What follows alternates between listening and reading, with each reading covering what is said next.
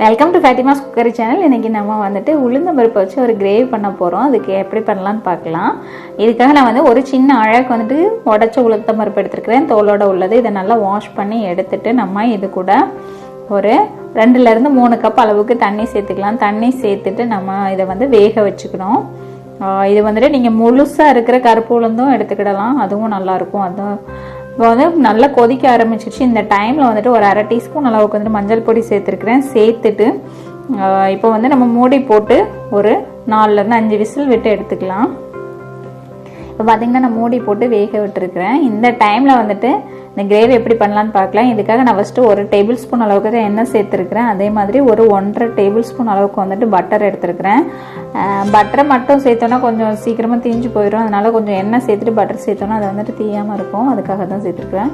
இப்போ நல்லா பட்டர் வந்து உருகி வரும்போது வந்துட்டு ஒரு 2 பிரிஞ்சி இலை, ஒரு 2 காஞ்ச மிளகா, ஒரு 1/2 டீஸ்பூன் அளவுக்கு வந்துட்டு சீரகம், அப்புறம் வந்துட்டு ஒரு 4 கிராம்பு, ஒரு ஏலக்காய், ஒரு துண்டு பட்டை, இவ்வளவும் சேர்த்துருக்குறேன்.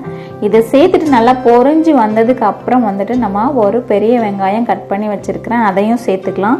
இந்த பெரிய வெங்காயம் வந்து கொஞ்சம் பொடியாக கட் பண்ணியிருக்கிறேன். இதை சேர்த்துட்டு இந்த நல்லா ப்ரௌன் கலர் ஆகிற வரைக்கும் நல்லா வதக்கி விடணும். இந்த வெங்காயம் வந்து எந்த அளவுக்கு நல்லா ப்ரௌன் கலர் ஆகுதோ அந்த அளவுக்கு வந்துட்டு கிரேவி வந்து நல்லா டேஸ்ட்டாக இருக்கும். அதனால் வந்துட்டு நல்லா ப்ரௌன் ஆகணும்.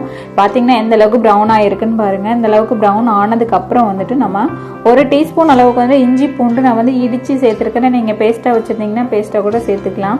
இது சேர்த்துட்டு நல்லா இந்த பச்சை வாசனை போகிற அளவுக்கு நல்லா வதக்கி விட்டுட்டு அப்புறம் வந்துட்டு நம்ம ஒரு 2 பெரிய சைஸ் பச்சை மிளகா வந்துட்டு பொடியாக கட் பண்ணி வச்சுருக்கிறேன், அதையும் சேர்த்துக்கலாம். அதுக்கப்புறம் வந்துட்டு ஒரு பெரிய தக்காளி கட் பண்ணி வச்சுருக்கிறேன், அதையும் சேர்த்துக்கலாம். இதை சேர்த்துட்டு நல்லா இந்த தக்காளி வந்துட்டு நல்லா கரைஞ்சி வர அளவுக்கு வந்துட்டு நல்லா வதக்கி விடணும். அதனால் அதை வந்து ஒரு 2லேருந்து 3 நிமிஷம் ஆகும் நல்லா கரைஞ்சி வர்றதுக்கு.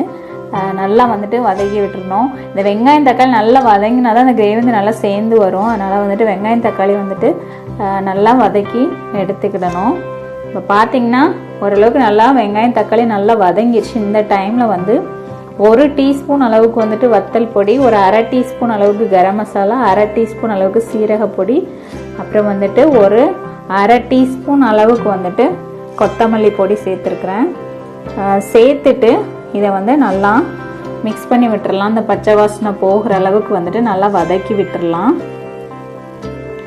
இப்போ பார்த்தீங்கன்னா நல்லா வதங்கிருச்சு. இந்த டைமில் வந்து நம்ம வேக வச்சுருக்கிற உளுத்தம் பருப்பை வந்து சேர்த்துக்கலாம். இப்போ பார்த்தீங்கன்னா அது நல்லா குழஞ்சி வந்துருக்குது. நீங்கள் முழு உளுத்தம் பருப்பு எடுத்திங்கன்னா கூட 2 விசில் விட்டு எடுத்துக்கிடணும். இதை வந்துட்டு இப்போ சேர்த்துட்டு இந்த கிரேவிக்கு தேவையான அளவுக்கு வந்துட்டு உப்பு சேர்த்துக்கலாம். உங்களுக்கு தண்ணி எவ்வளோ தேவையோ அதையும் இப்போவே சேர்த்துக்கோங்க. சேர்த்துட்டு இப்போ உப்பு சேர்த்துருக்குறேன். இப்போ வந்து நம்ம லெட்டு போட்டு நல்லா ஸ்லோ ஃப்ளேமில் ஒரு 10லேருந்து 15 நிமிஷம் வந்துட்டு அப்படியே வச்சிடணும். மூடி போட்டு ஒரு 10லேருந்து 15 நிமிஷம் நம்ம வந்து ஸ்லோ ஃப்ளேமில் வச்சிடணும். நான் வந்து கொஞ்சமாக கருவேப்பிலை சேர்த்துருக்குறேன். உங்கள்கிட்ட மல்லி இலை இருந்துச்சுன்னா மல்லி இலை சேர்த்துக்கோங்க, அது ரொம்ப நல்லாயிருக்கும். இப்போ வந்து சேர்த்துட்டு இப்போ வந்து நம்ம லெட்டு போட்டு ஒரு 10லேருந்து 15 நிமிஷம் நம்ம ஸ்லோ ஃப்ளேமில் அப்படி வச்சிடணும். இப்போ பார்த்தீங்கன்னா நான் ஒரு 15 நிமிஷம் ஆகுது. நல்லா இந்த எண்ணெய் வந்து லைட்டாக பிரிஞ்சு வர அளவுக்கு வந்துட்டு ஆகும். அந்த மாதிரி வரணும். இப்போ நல்லா மிக்ஸ் பண்ணி விட்டுக்கலாம். மிக்ஸ் பண்ணி விட்டுட்டு நான் வந்து ஒரு சின்ன பீஸ் அளவுக்கு வந்துட்டு லெமன் எடுத்து வச்சுருக்கிறேன். ஒரு சின்ன பீஸ் தான், ஒரு 1/4 ஸ்பூன் அளவுக்கு தான் லெமன் ஜூஸ் சேர்க்கணும். ரொம்ப லெமன் ஜூஸ் சேர்த்துடக்கூடாது, அப்புறம் புளிச்சு கிடக்கும். அதனால் வந்துட்டு ஒரு சின்ன பீஸ் லெமன் வந்துட்டு பிழிஞ்சு விட்டுக்கலாம். பிழிஞ்சு விட்டுட்டு மிக்ஸ் பண்ணி விட்டுட்டு நம்ம அடுப்பை ஆஃப் பண்ணிக்கிடணும். ஆஃப் பண்ணிட்டு தான் லெமன் ஜூஸை வந்துட்டு சேர்க்கணும். நல்லா மிக்ஸ் பண்ணி விட்டுடலாம். அவ்வளோதான், நம்மளோட உளுத்தம் பருப்பு வந்து கிரேவி வந்து ரெடி ஆயிடுச்சு.